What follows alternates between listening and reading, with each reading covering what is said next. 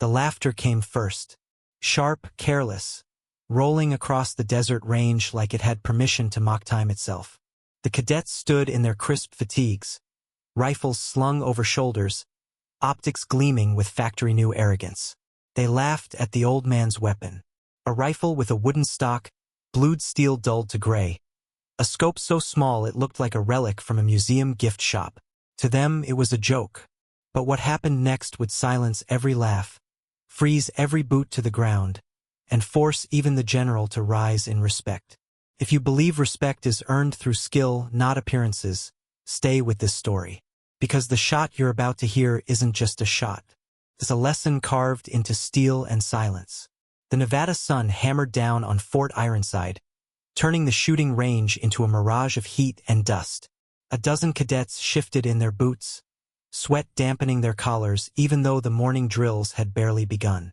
Their rifles, sleek, polymer-framed precision weapons with magnified optics, rested on the benches in neat rows, all matte black and desert tan, as uniform as the young men and women who carried them. At the far end of the line, sitting on a stool he'd brought himself, was the anomaly. Walter Briggs, 78 years old. His frame wiry, his posture stubbornly straight despite the decades that had carved deep lines into his weathered face. He wore an old, sun-faded field jacket with cuffs frayed nearly to threads. His boots were scuffed, the leather cracked. He looked like a man who had stepped out of a black-and-white photograph and into a world of high-definition color. But it wasn't his face or his jacket that drew the cadets' derision. It was the rifle across his lap. The wooden stock was scratched, its finish long since rubbed away to a dull sheen. The blued steel of the barrel had faded to gray. The scope was small, clouded at the edges, nothing like the monster optics perched atop the cadets' rifles. It looked like something that belonged in a museum case labeled Vietnam-era infantry weapon, not on the firing line of America's most modern training facility. "Sir, is that safe to shoot?" One cadet called out, trying and failing to keep the laughter out of his voice. Another leaned over, smirking. "Looks like something my grandpa used to hunt deer with. Probably jams if you look at it wrong." The ripple of laughter spread, casual at first, then louder, bolder, feeding on itself. They laughed at the wood, at the old steel, at the very idea that someone would bring such a relic to a place where technology was worshipped. Briggs didn't look at them. His pale eyes remained fixed on the distant targets shimmering in the desert heat, tiny dots almost 4 kilometers away. His hands, spotted with age but steady as stone, rested lightly on the rifle stock. He didn't smile, didn't flinch, didn't offer a word of defense. The range master, a sergeant with the leathery face of too many deployments, barked at the cadets to shut their mouths. For a moment silence returned. But the damage was done. The air was thick with the sting of mockery.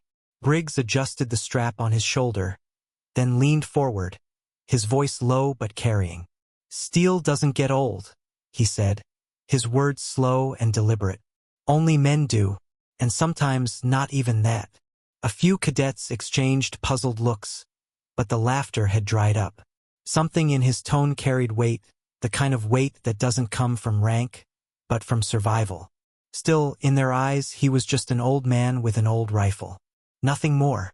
And that, Briggs knew, was exactly the way it needed to be, for now. The morning heat shimmered above the range, rippling the horizon into a wavering line of ghosts. A line of steel gongs stretched into the distance, each further than the last, until the final one, a white plate barely the size of a man's chest, stood at an almost impossible distance of 3,900 meters. It was so far away that, to the naked eye, it looked no bigger than a fleck of chalk against the desert stone. The cadets murmured when the range master called out the target. Most had never attempted anything beyond 1,500 meters, not even with their precision rifles and digital ballistics calculators. This shot wasn't just difficult. It was a dare. The sergeant in charge, a square-shouldered man named Morales, stepped up to the line. He barked for order, his voice carrying like gravel over steel. "Cadets, this is your qualification exercise. Longest shot. Hit that plate at 3,900 and you pass. Miss, and you keep trying until your time runs out." A wave of nervous energy rippled through the ranks. Some cadets looked confident, others less so. But all of them cast quick, sidelong glances at the old man seated calmly at the far end of the line. Walter Briggs hadn't moved. His rifle still rested across his lap, his eyes still fixed on the distant target like he was measuring the air itself. One cadet, a lanky kid with a cocky grin, smirked and raised his voice so everyone could hear. "Maybe we should let Grandpa try first. That way we'll know what not to do." Another chimed in louder. "Yeah, maybe he'll hit the mountain behind it. Or himself." Laughter broke out again, less controlled this time, bolder in the presence of authority. Sergeant Morales cut them down with a glare. "Enough. You think you're better than him? Earn it on the line." The first cadet stepped up, lying prone behind his rifle. He checked his digital scope, dialed in the wind, the humidity, the barometric pressure. The rifle looked like a piece of science fiction. Sleek, efficient, designed to remove as much human error as possible. He fired. The crack echoed, rolling across the desert. Seconds later, the round landed short, a puff of dust blooming harmlessly meters from the target. The sergeant's stopwatch ticked on. The cadet fired again. Mississippi. And again. Mississippi. The plate remained untouched, a white ghost laughing silently at them all. One by one, the cadets tried. Some came close, most didn't. Not a single bullet rang the plate. Their faces grew tight with frustration, their pride shrinking with each miss. Briggs finally rose from his stool. His movements were unhurried, deliberate. He walked with the slow, measured steps of a man who had nothing to prove. Yet, the laughter that had greeted him earlier was gone, replaced by an uneasy silence that settled over the range like a heavy blanket. He laid the wooden stock rifle on the bench. The cadets craned their necks to watch as he worked. His hands, though old, moved with an economy of motion that spoke of decades of practice. He pulled a small notebook from his jacket pocket, its pages yellowed and dog-eared. He scribbled something, then glanced at the sky, the distant ridges, the faint shimmer of heat curling off the sand. "Where's your calculator, old man?" one cadet muttered under his breath. Briggs didn't answer. He adjusted the scope, breathed once, and slid a single round into the chamber. His cheek settled against the worn stock as if it had always belonged there. The sergeant raised an eyebrow, arms crossed. "You're really going to try it with that?"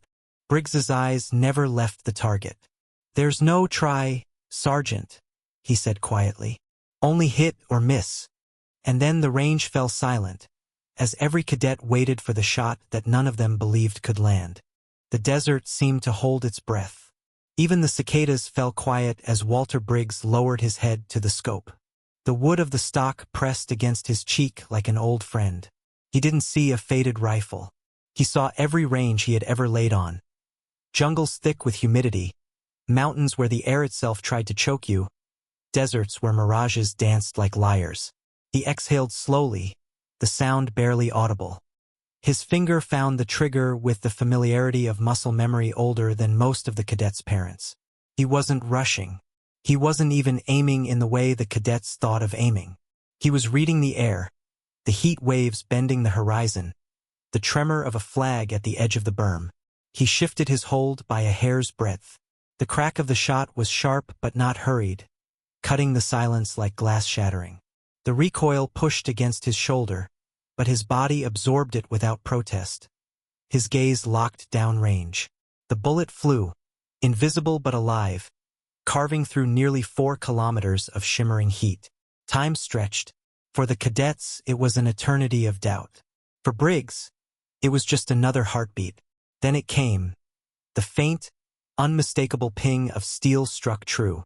A sound so pure and absolute that it seemed to echo beyond the desert, bouncing into the bones of everyone who heard it. The cadets froze. Eyes widened. Mouths hung open. Someone whispered, "No way!" The range sergeant's stopwatch clicked to a halt, though he hadn't even realized he'd pressed the button. His jaw clenched as he stared at the distant plate, now scarred with a fresh crater dead center. Briggs lifted his cheek from the stock, working the bolt with a smooth, practiced motion. He didn't look at the cadets. He didn't need to. The silence around him was louder than any applause. One of the younger cadets, the same one who had mocked the rifle as a museum piece, muttered hoarsely, That's impossible. No way he made that shot with that thing." But the evidence was there, swaying gently on its chain at 3,900 meters. A white plate ringing with the ghost of his bullet. Sergeant Morales finally found his voice, rough with disbelief. "Ladies and gentlemen, that's what a hit looks like." A ripple of awe spread across the firing line. The cadets, so smug minutes earlier, now stood in silence. Their arrogance burned away in the desert sun. Briggs said nothing. He simply slid another round into the chamber, as though the shot hadn't been a miracle, but the most natural thing in the world. For the first time that day, the cadets didn't see an old man. They saw a marksman. They saw a soldier. And they couldn't look away. The desert was still humming with the echo of Briggs's shot when the low rumble of engines rolled across the range. A pair of Humvees pulled up near the firing line, dust boiling around their tires. The cadets straightened instinctively, some snapping to attention before they even registered who was arriving. The doors swung open, and out stepped a figure every soldier on base knew by silhouette alone. Major General Henry Caldwell. His uniform was immaculate despite the dust. His chest a tapestry of ribbons earned in wars these cadets had only studied in briefing slides. He moved with the deliberate gravity of a man who carried entire battalions in his decisions. Sergeant Morales stiffened, his voice cracking into command mode. "Range attention!" Boots slammed together. But Caldwell didn't spare the cadets more than a passing glance. His eyes, sharp and gray as a hawk's, went straight to Briggs. "Walter Briggs," the general said, his voice carrying over the silence like a stone dropped in still water. "I heard the laughter from halfway across base." Briggs didn't salute. He set the rifle gently on the bench and stood, shoulders squared. The two men regarded each other in silence for a long moment. It wasn't disrespect. It was recognition, soldier to soldier, past to present. Caldwell stepped closer, his gaze flicking briefly to the cadets, then back to Briggs. "You just put a round on steel at 3,900? Briggs gave a small nod. "Steel doesn't lie." The general's jaw tightened, and for the first time the cadets saw something in his face they'd never imagined. Respect that bordered on reverence. He turned sharply to Morales. "Sergeant, log that. Witnessed hit. Range record. Stood unchallenged until today." The murmurs among the cadets swelled. A record? None of them had even realized such a distance was possible outside of classified ballistics labs. Caldwell let the weight of his words settle before he spoke again. His voice, low but edged with steel, cut through the heat. "You children laughed at that rifle. That man. You saw wood and rust and age and thought it meant weakness." He paused, letting his gaze sweep over every wide-eyed cadet. "What you just witnessed was strength. Strength that outlives gear, outlives decades, outlives you, unless you learn from it." The cadets' faces flushed, shame written clear across them. Not one dared look at Briggs. The general finally allowed himself the faintest smile, turning back to the old soldier. "Damn good to see you still teaching lessons, Walter. Some things never change." Briggs's expression didn't shift, but his eyes softened, just slightly. "Only the audience, General. Only the audience." The cadets stood frozen, realizing the man they had mocked wasn't just some guest lecturer with a relic rifle. He was a legend standing in the dust before them, and they had laughed in his face. The desert heat seemed to fade, leaving only silence heavy enough to press on every chest. The cadets stood still, their confidence stripped bare, their crisp uniforms feeling suddenly like costumes beside the man who had just redrawn the limits of possibility. Walter Briggs lowered himself back onto the stool, as though the entire exchange with the general had been nothing more than a pause between breaths. He ran a callous thumb along the wood of the rifle's stock, worn smooth from decades of grip. To him, the weapon wasn't old. It was proven. Sergeant Morales cleared his throat, voice rough. "Sir, Mr. Briggs, would you say a word to the cadets?" Briggs looked up, his pale eyes scanning the faces lined before him. They weren't mocking now. They were listening, waiting, hungry for something they hadn't realized they needed. He spoke slowly, each word landing like a stone in still water. You laughed at this rifle, thought it too old, too worn, too simple to matter. But remember this, steel doesn't win wars. Optics don't win wars. Men do. Women do. The people holding the rifle decide its worth. A murmur moved through the line, but no one dared interrupt. Briggs continued, his voice gaining quiet strength. You've been given the best gear the world can make. And one day you'll find yourself somewhere it doesn't work. Where the batteries freeze, where the glass cracks, where the manuals don't apply. In that moment, all that will matter is what you carry here. He tapped his temple with a finger. And here, he tapped his chest. The cadets swallowed hard. Some lowered their eyes. Others stared at him with the dawning realization that they had mocked a man who embodied the very lessons their academy preached but rarely personified. General Caldwell folded his arms, nodding once. Listen well, because what you've been given today is rarer than any qualification. It's perspective. One of the cadets, the same who had sneered loudest at the rifle, stepped forward. His voice was low, almost broken. Sir, Mr. Briggs, I'm sorry. I didn't know. Briggs's lips curved just slightly, not into a smile, but into something harder, more enduring. Now you do. And if you carry that forward, then this shot wasn't just mine. It was yours too. He rose, shouldered the rifle with a familiarity that made it look suddenly regal, and walked toward the edge of the range. His boots crunched against the gravel, steady, unhurried. Behind him, silence gave way to something else. Not laughter this time, not mockery, respect. One by one, the cadets straightened their spines, heels clicking together, hands snapping up in salute. No command had been given, no order barked. It was instinct, reverence. Briggs did not turn, did not acknowledge it with words. But he had heard it in the hush of the field, felt it in the weight of their silence. For the first time, the young soldiers understood. A true marksman doesn't just hit the target. He changes the people who witness it.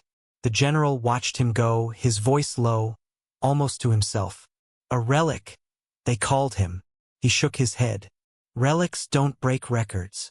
And with that, the range at Fort Ironside returned to its routine, only nothing felt routine anymore. Because somewhere in the back of every cadet's mind, echoing louder than any rifle report, was the memory of a single impossible shot and the old soldier who made it. The old rifle wasn't just wood and steel. It was memory. It was proof that skill doesn't rust, that courage doesn't age, and that respect must be earned, not mocked. Walter Briggs didn't break a record for glory. He broke it to remind a new generation that tools may change, but the heart of a soldier never does. If the story moved you, honor it. Like to show respect for veterans who still carry strength beyond years. Share with someone who thinks age is weakness.